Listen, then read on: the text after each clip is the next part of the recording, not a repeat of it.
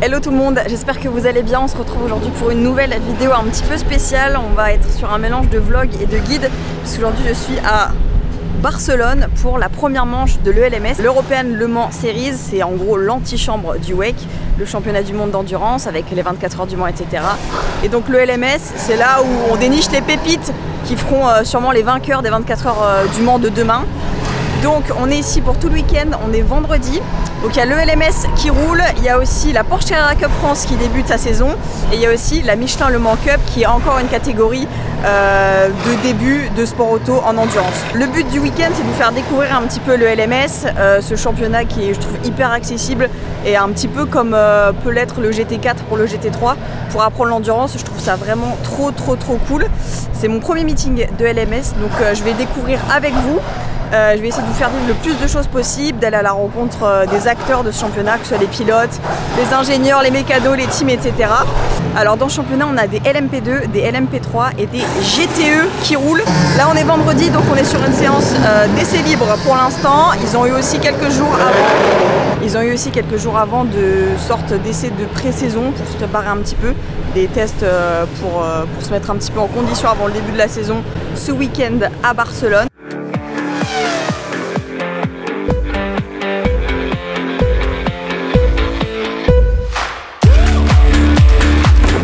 Hello tout le monde, on est toujours à Barcelone pour le LMS. Je vais vous présenter un petit peu les différentes catégories qui roulent, ainsi que les voitures. Si vous ne les connaissez pas, il y en a peut-être que vous connaissez un petit peu si vous suivez d'autres championnats d'endurance, comme par exemple le WEC ou l'IMSA.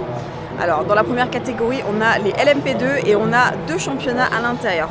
On a le championnat LMP2 normal et on a le championnat LMP2 Pro Am qui est nouveau, qui mélange du coup deux pilotes pro avec un pilote bronze, donc un pilote amateur. Au niveau de la LMP2, la voiture c'est la même pour tout le monde, c'est pas une obligation mais c'est un choix que tout le monde fait. Au niveau du châssis de la voiture, c'est une Oreca 07 et elle est motorisée par Gibson.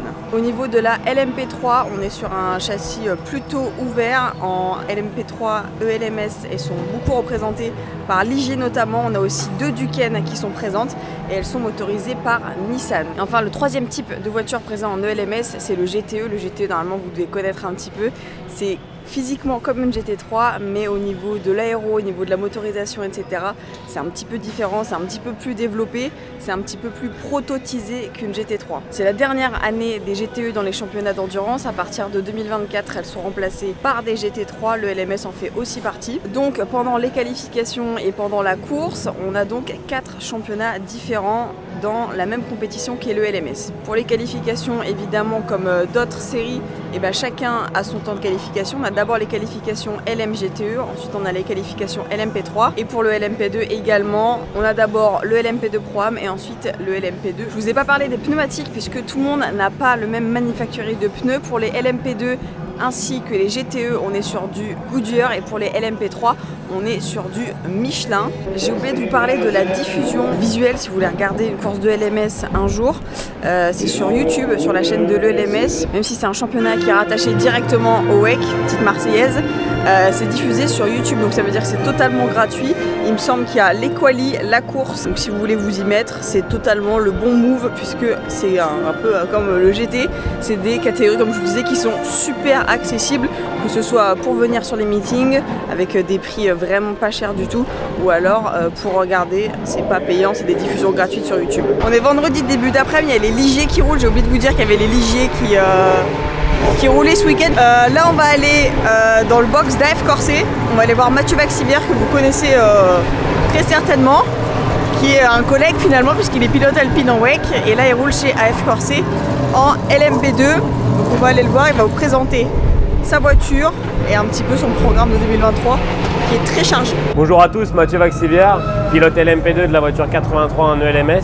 Je roule aussi pour Alpine en WEC, donc le championnat du monde, dans la voiture numéro 36. Et du coup on est ici à Barcelone ce week-end pour les 4 heures, le premier meeting de l'ELMS. Et voilà notre voiture LMP2 qui est vraiment démontée pour le moment. Mais voilà, c'est juste pour mieux la préparer et la mettre à jour pour le début de la course. Ça c'est le siège de Niklas Nielsen, pilote hypercar. On a le même corps en fait, c'est pour ça. Et en fait on a un siège moulé à notre corps pour avoir la meilleure position possible dans la voiture. Et souvent en fait on a une base, donc le plus grand ou le plus gros, ça dépend ce qu'on dit. Et du coup, c'est celui de François. Et après, nous, on moule un autre siège dans celui-là. Donc, on appelle ça un insert. Et en fait, à chaque pit stop, en fait, on va l'enlever rapidement comme ça et on va le mettre pour notre position.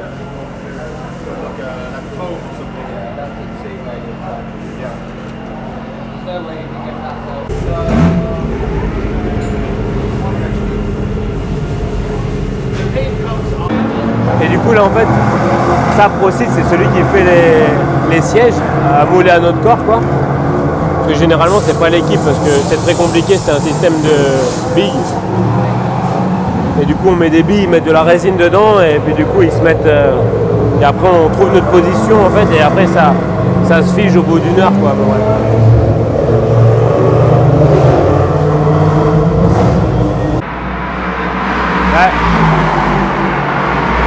Là, il y a tous les ingénieurs généralement qui sont là. On a la télémétrie en live.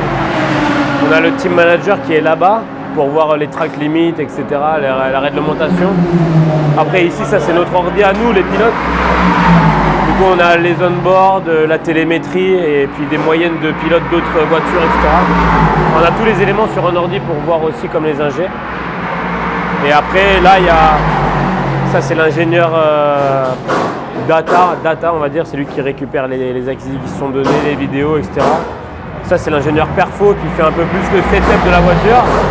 Et là, l'ingénieur de piste, Luca, qui est normalement dans la guitoune, enfin, dans le pit wall.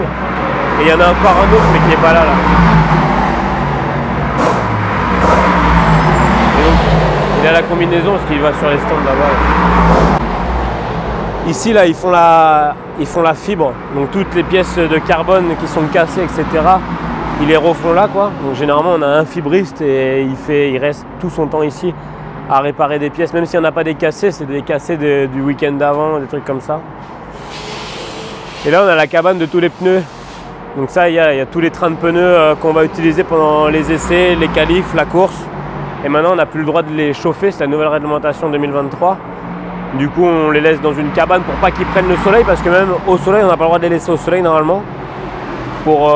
Parce qu'on ne doit pas utiliser justement, pour la réglementation, on ne doit pas utiliser quelconque façon de les chauffer, quoi.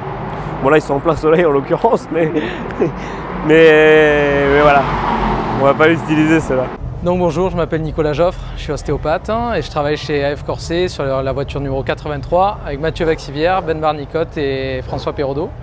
Donc bon, j'ai un peu en charge leur santé, leur physique. Donc on essaye de faire en sorte qu'ils soient au top de leur forme, pas toujours évident.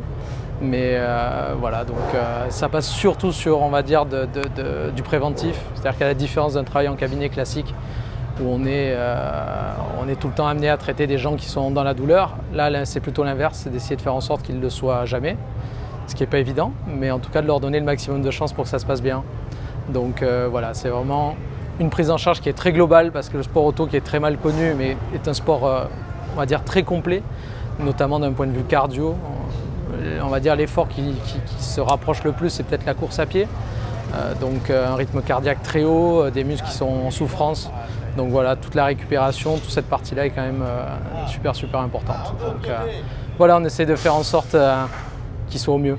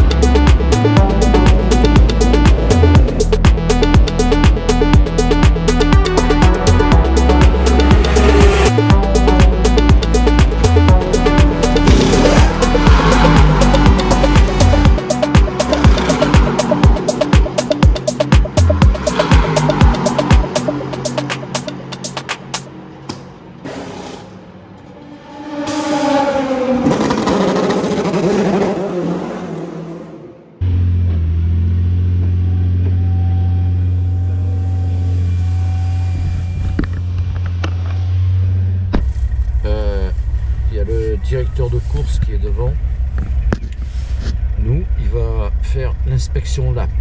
Ok. L'inspection lap consiste à vérifier si les marshals sont tous bien positionnés, si les voitures, les véhicules d'intervention sont aussi positionnés. Voilà, on fait une inspection complète. Ok. Et après, il nous laisse faire 2 tours un peu rapides pour la safety et la leading car. Ok. Le process, c'est le race directeur devant, le safety car 1, safety car 2, donc nous, leading car. En fait, ma position, je donne le départ, en communication avec le directeur de course.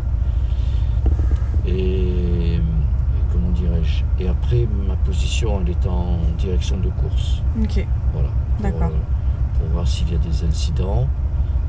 Mon rôle c'est driver advisor. Donc j'assiste également les stewards, donc les commissaires sportifs, pour tout ce qui est décision concernant le comportement des pilotes sur la piste. Ok. Voilà. Je suis un peu, si vous voulez, entre parenthèses, aussi l'avocat des pilotes. D'accord. La décision, il faut que ce soit là le plus loud and clear, Director. Thank you very much.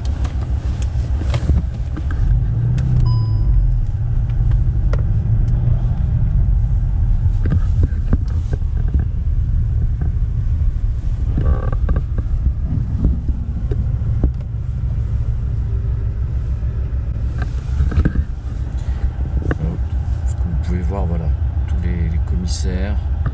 Là, c'est les personnes qui vont placer les voitures sur la grille de départ. Ok.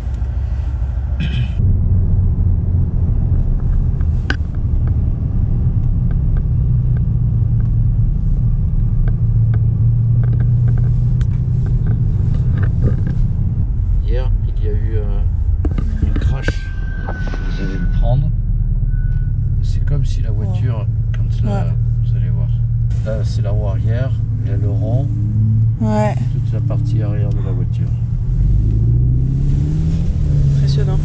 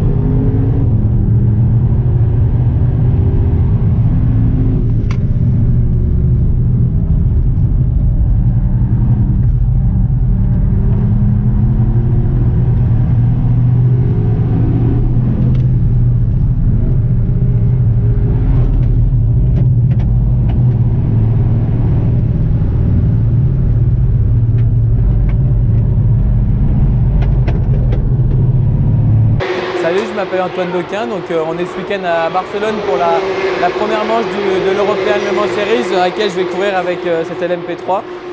Donc c'est une voiture qui fait 460 chevaux pour 950 kg. Donc voilà un peu l'intérieur. C'est un Le Mans prototype, donc c'est vrai qu'il y a pas mal d'aéros. Donc voilà, on porte le numéro 31. Avec mes coéquipiers Jacques Wolf et Fabien Michal pour la première manche. Les essais pour l'instant se passent plutôt bien. On a fait le 3e temps ce matin, donc on va voir comment ça se passe pour la suite du week-end avec la qualif et la course. Donc j'espère que la course de 4 heures se passera bien. Et voilà quoi, tout est là pour passer tout est réuni pour passer un bon week-end. Donc la cabine de commentaires, mesdames et messieurs. Bon, alors c'est un petit peu spartiate, mais on a tout ce qu'il faut quand même. Donc un écran avec le magnifique circuit de Manicourt, vous voyez, non pardon, de Barcelone évidemment, pour l'ouverture de l'ELMS. Là on a les caméras et le programme en fait qu'on a, comme si on était dans son canapé, hein. Sauf que le canapé, bon, c'est une chaise... voilà, une chaise de bureau, hein, très très confortable quand même. Hein. Donc voilà, après il y a un ordinateur qui est là, voilà, une petite collation. C'est ton secret ça? Ça c'est mon petit secret. À partir de 45 minutes après le départ, c'est l'arrêt au stand. Là on a le pupitre évidemment, hein, qui... Là je pouvais pas parler, mais quand c'est rouge, c'est on air. Donc ça veut dire que tout le monde peut entendre ce que je dis et les bêtises que je dis. Là je parle à mes collègues. Donc voilà, ils sont là. Et puis après le reste, on se laisse aller pendant 5 heures. Et ouais, parce qu'on a une demi-heure d'avant-course et une demi-heure d'après-course. Donc bref, on va être bien occupé. Et puis j'ai mon autre écran, et ça c'est important, pour avoir tous les numéros, tous les noms, et avoir toutes les infos qui puissent voilà, être utiles pour une course de 4 heures. Voilà un petit peu mon bureau pendant une épreuve de LMS. Non mais ça c'est l'ambiance IMSA, l'ambiance américaine. Effectivement, dans les dernières minutes de course, il faut être toujours là, présent pour un dernier restart éventuel. Exactement. Il faut être présent pour pouvoir Ouais. Bonjour à tous, Julien Dehors ici, pilote Porsche officiel. Ce week-end, je roule dans la 911 RSR pour sa dernière année en white et en LMS. Donc, je vais faire ces deux championnats-là avec cette voiture. Donc c'est, on va dire, la grande sœur de la GT3R et encore plus que la 911 Carrera Cup. On a à peu près 500 chevaux, donc ça fait pas énorme. Par contre, on a beaucoup d'appui aéro, on a des freins très efficaces. Et je vous montre un petit peu le cockpit. Voilà. On dirait un peu une usine à gaz comme ça, surtout le volant, mais c'est magnifique. Voilà, on peut tout gérer directement ici avec les informations, les instructions de l'ingénieur. Quoi dire de plus, pour moi, c'est ma voiture préférée. Voilà, c'est le plus beau bijou que Porsche a pu créer jusque-là. Un très bel équilibre. On a la spécificité de celle-ci par rapport à la Porsche Cup ou même la GT3R, qu'on a un moteur demi-centrale arrière. Donc en fait, ils ont retourné le moteur et ils l'ont ravancé pour avoir un équilibre un peu plus, une balance de voiture un peu plus sympa. C'est une voiture simplement dingue à rouler en tant que pilote. Voilà.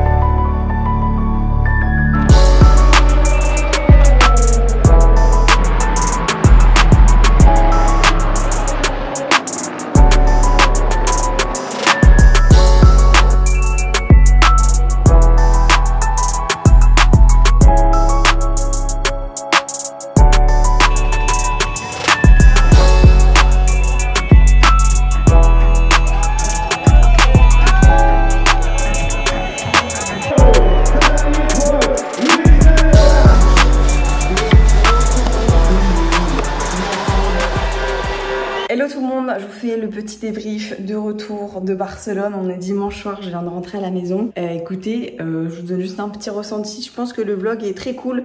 J'ai déjà commencé à le monter pendant le week-end, donc je suis plutôt contente parce que j'ai déjà fait beaucoup de meetings, beaucoup de catégories de sport auto. Et je trouve que j'ai réussi à amener un petit truc en plus avec les interviews des pilotes et des gens que j'ai pu rencontrer ce week-end. Alors évidemment, j'aurais voulu faire plus, vous vous en doutez. Juste, je suis arrivée vendredi matin et le timing est hyper serré. C'est vraiment le propre des championnats. Pour faire tout ce qu'on voudrait, il faudrait arriver le mardi en même temps que tout le monde. Malheureusement, c'est pas possible. J'ai essayé de faire au mieux en m'adaptant avec le planning de tout le monde qui était en plus un week-end de reprise et en général les week-ends de reprise et les week-ends de fin de championnat c'est toujours des meetings très très chargés pour tout le monde. J'ai vraiment essayé de faire au mieux. Il y a des choses que j'aurais voulu faire mais qui peuvent se faire sur d'autres championnats ou encore si je retourne sur la saison sur le LMS, je pense que je vais essayer de faire Aragon parce que ça me chauffe la course de nuit. Donc c'est des choses qui sont pas perdues en tout cas. Écoutez, c'était trop cool, ça m'a vraiment, je trouve, sorti de ma zone de confort que je peux avoir en GT World et que du coup je me rends compte que j'utilise pas assez. Donc je suis plutôt contente du contenu, trop belle découverte, des voitures qui sont technologiquement assez incroyables.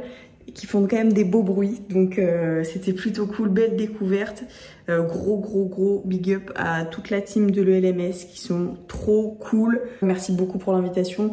Merci pour tout ce qui a été organisé autour de tout ça. C'était vraiment trop chouette. Et c'est un championnat qui mérite de la visibilité. Donc franchement, n'hésitez pas, s'il y a un meeting de LMS, c'est en Europe, c'est plutôt pratique pour aller voir les courses, qui est pas trop loin de chez vous. Je pense au Castellet qui va arriver dans pas très longtemps. Je pense que ça peut être cool si vous êtes dans le coin d'aller voir, vous allez passer un très bon moment. Comme le sont les championnats un peu plus petits que les gros championnats internationaux, c'est des paddocks qui sont accessibles au public. Vous pouvez faire le grid walk, vous pouvez faire plein de choses pour découvrir au mieux et être au mieux immergé dans la catégorie. Donc c'est très cool, n'hésitez pas. Merci à tous ceux qui sont passés dans la vidéo, vous êtes les boss, vous êtes mes pilotes préférés, voilà c'est dit. Et puis j'espère que la vidéo vous aura plu. Normalement la prochaine vidéo sur cette chaîne devrait être une très grosse vidéo que je vous prépare depuis plusieurs semaines maintenant, d'un beau projet. J'espère que ça va vous plaire. N'hésitez pas à vous abonner si ce n'est pas encore fait, à mettre un petit pouce. Et puis à me dire aussi ce que vous aimeriez, les personnes que vous aimeriez voir en vidéo sur cette chaîne qui gravitent autour du monde du sport auto. En tout cas, c'était trop cool ce week-end de LMS. Je vous fais des gros bisous et je vous dis à très vite sur un circuit.